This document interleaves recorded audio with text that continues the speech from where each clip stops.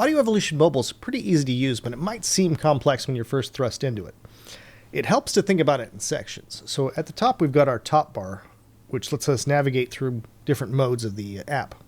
Right now I'm in scroll mode, which means I can press anywhere on the screen to move around, but you'll see how my movements aren't affecting where these clips are. To do that, I switch into edit mode, and now I can move around the clips. I could even drag and change the length of the clips.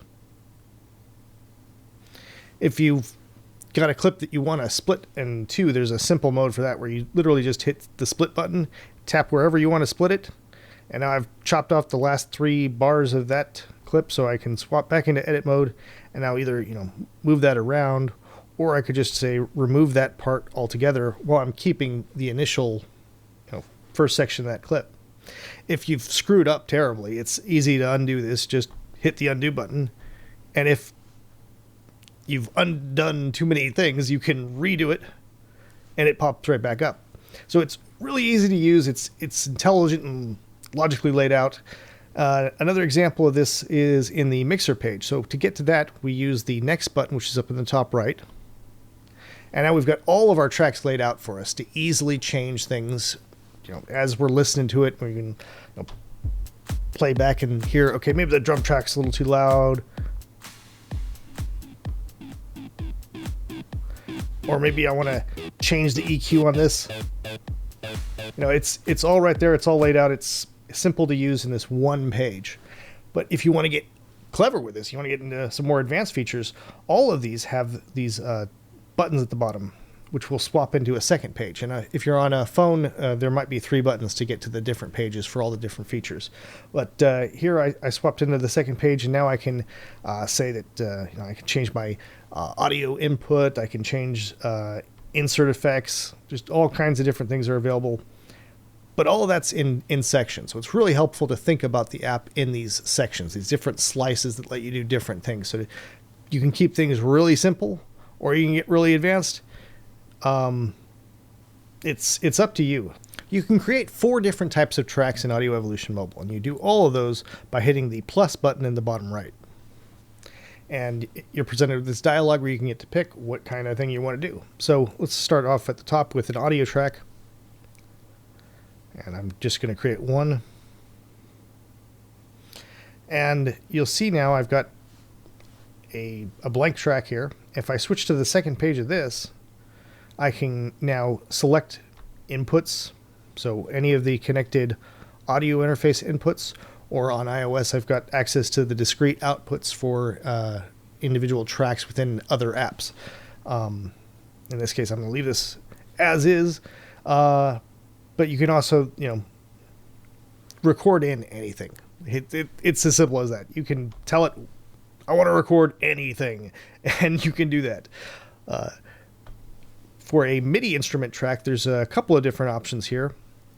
You've got over here on the right your what's called sound fonts, which are a bunch of free instruments that come with the app. So you can sample those and load that up. Or if you're on iOS, you have the option of loading in any of your audio unit apps as well as inter-app audio apps. And in this case, I'm just going to load up the Stereo Grand. And you see I now have track 2, and to make a new MIDI clip, I hit edit and just tap where I want that new MIDI clip to show up. And now you'll notice the top bar has changed. We've still got our next button, which is going to be helpful in a minute here, and we've got our scroll so we can move around, but we've now got a draw, which lets us draw in a section, and now we could edit that, or just remove it. And once again, we've got our undo and redo.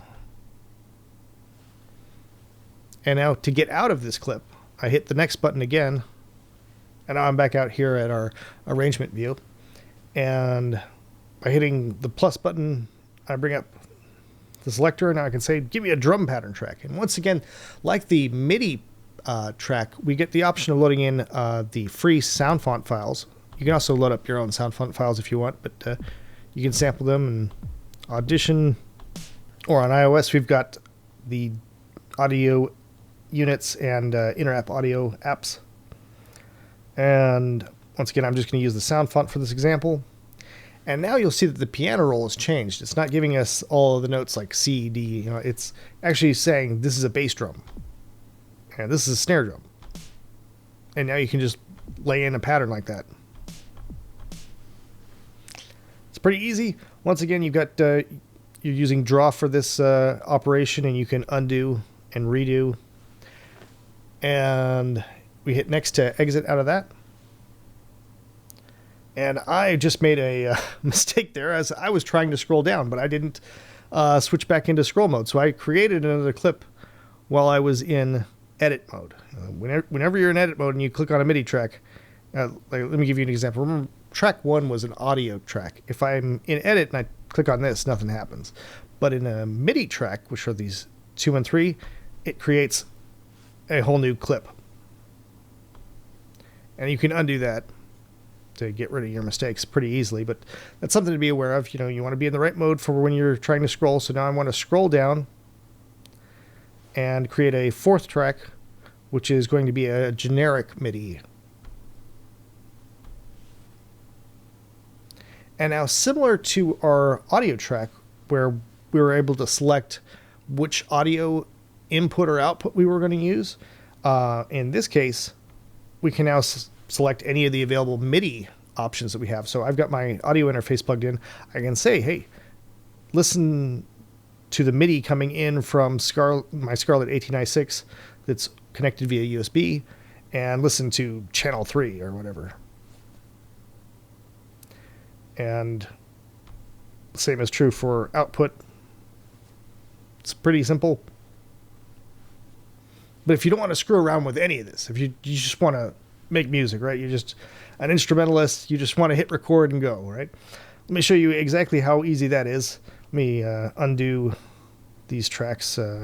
Simple operation here. Holding down remove track. All right, now we got a blank project. You literally just hit the record button and you can start playing whatever instrument you have connected. So right now I've got my Prophet 12 on here. I can start.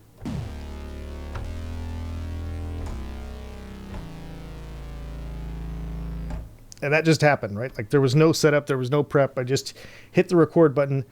There's a trick to this. It's going to record whatever's on stereo 1 and 2. So if you slip over here, you see that iOS stereo 1, 2 is selected. So it's grabbing stereo 1 and 2 from my connected interface. And that it's just the default. You just hit record, you record. It works as many times as you want it to work. So let's say I want to throw in a little melody part here. So I'm going to hit the record button again.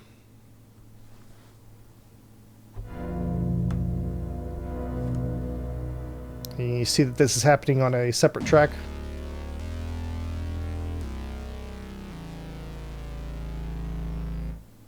And now I've got these 2 recordings that just happened. I didn't have to plan things out or anything like that. I just literally hit the record button and started playing on my instrument.